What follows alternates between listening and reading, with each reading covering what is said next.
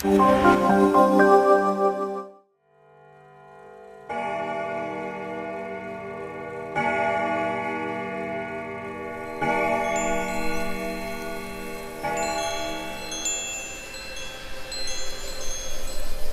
is on so many levels, isn't it? You have the basic horror of life that we all experience, up to jump scares in the films.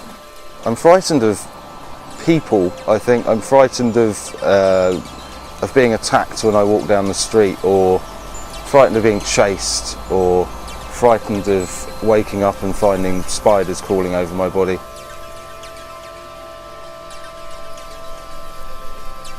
If you don't think too much about things, you probably won't get very frightened about anything. You know, I think it's because I tend to think very deeply about things when I probably shouldn't, and I find myself then sort of slipping into fearful thoughts. Hi, I'm Christopher Ritchie. Welcome to my world. What makes good horror fiction? In the past, I read a lot of Stephen King. Stephen King was my favourite author. In Stephen King's books, I found everything was very mundane. Everyone was just going about their lives, and then awful things would happen. At first they'd be unexplainable, and then slowly it would be revealed. And I think with any fiction, you've got to be grabbed by a story. You've got to be grabbed straight away, and you've got to want to know what happens to the characters. You've got to care about them. Do you get a buzz out of scaring people? Probably, but you know, I like to sneak up on my daughter at home and just stand behind her silently, and then when she turns around and sees me, she jumps out of her skin. I find that entertaining, but you know, I think the buzz is more for me. You know, I like getting it out of my head, putting it down, and then it's there.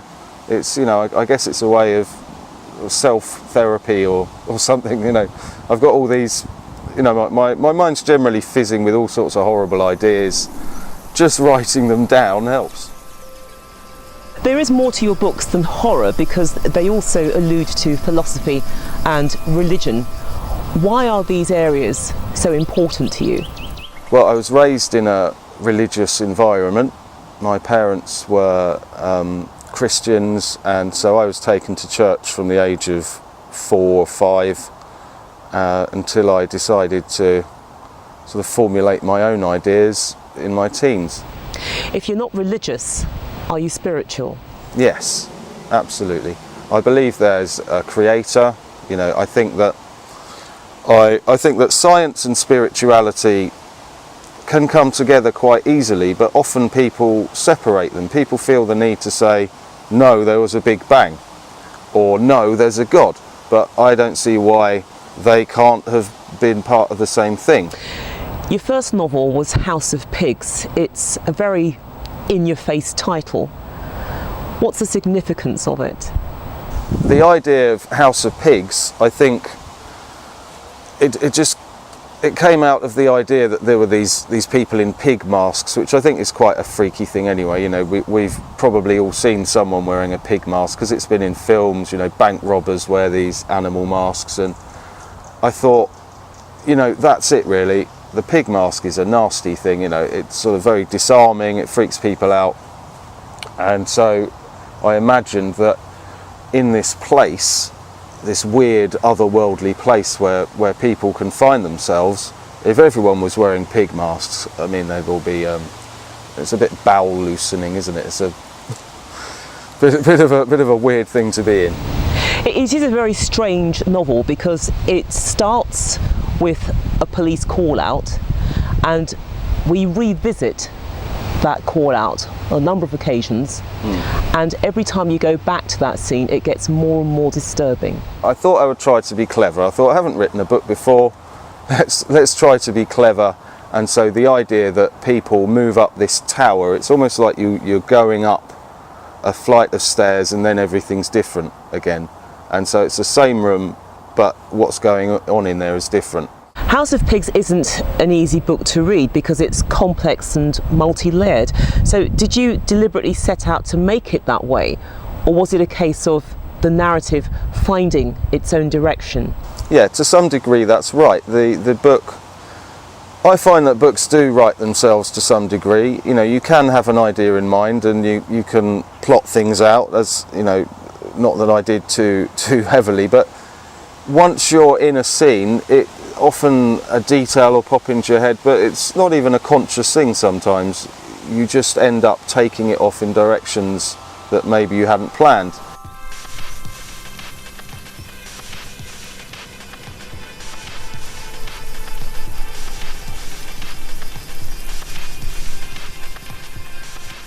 Now, The Ordinary is your second novel, and it plays on the themes in House of Pigs, but it's also much darker as well, because you refer to contemporary themes like people trafficking and pornography.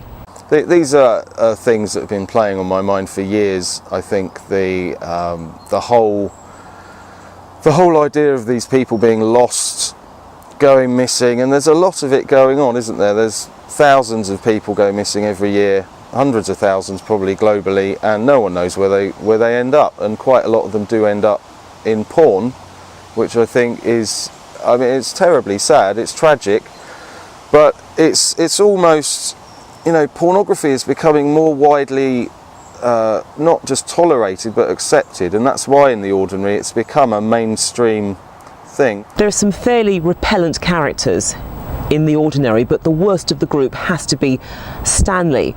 Now, without giving too much away, Stanley's involved in trafficking, but his victims are young teenage girls who he keeps as brides. That's pretty twisted.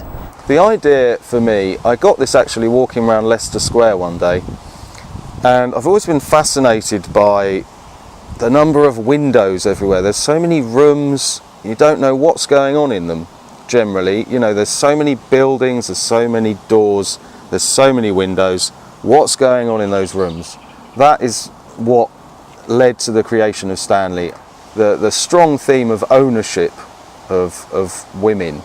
You know, it's not a feminist book, but there's a lot of feminism in there because it's always puzzled me, and it feeds into the pornography as well. It's like men owning women, men telling women what to do, and when a man marries a woman, I don't know, some of them might think she's mine now, you know, there's even not on a conscious level. But for me, Stanley was the sort of touch point there for, these are all my girls, I own them, I've paid for them, they're mine, I'm going to keep them in this room. All of these things are happening in a suburban landscape that's familiar to most of us. Why is suburbia such a good place for horror? In suburbia, you've got a mixture of everyone, haven't you?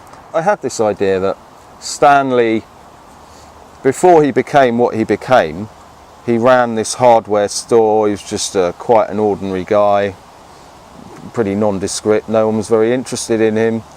And again, that's how he then came to be able to do what he's done. You know, because no one knew who he was, no one was watching this guy. He was just an anybody, really, a nobody and anybody.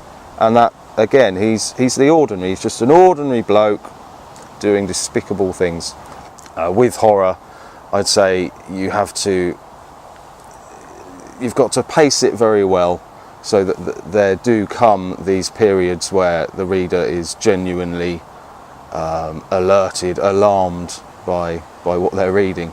I think that in horror especially, it's important to punctuate periods of peacefulness or mundanity with absolute ghastly visions of things you hope you never see in your real life.